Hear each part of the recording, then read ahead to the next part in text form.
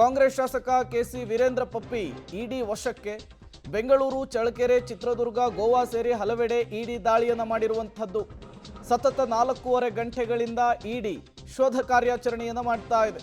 ಬೆಂಗಳೂರಿನ ವಸಂತನಗರ ಅಪಾರ್ಟ್ಮೆಂಟ್ನಲ್ಲೂ ಕೂಡ ತಲಾಶ್ ಆಗ್ತಾ ಇದೆ. ಚಳ್ಳಕೆರೆಯ ನಿವಾಸ ಮತ್ತು ಕಚೇರಿಯಲ್ಲೂ ಕೂಡ ಇಂಚಿಂಚು ಜಾಗವನ್ನು ಜಾಲಾಡ್ತಾ ಇದ್ದಾರೆ. ಪಪ್ಪಿ ಕಂಪನಿಗಳಿಂದ ಗೇಮಿಂಗ್ ಆ್ಯಪ್ಗಳಿಗೆ ಹಣ ವರ್ಗಾವಣೆ ಆಗಿದೆಯಂತೆ.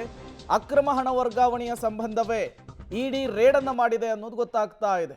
ಹಾಗಾಗಿಯೇ ಪಪ್ಪಿ ನಿವಾಸ ಸೇರಿದಂತೆ 16 ಕಡೆಗಳಲ್ಲಿ ಈ ರೇಡ್ ಆಗಿರುವಂಥದ್ದು.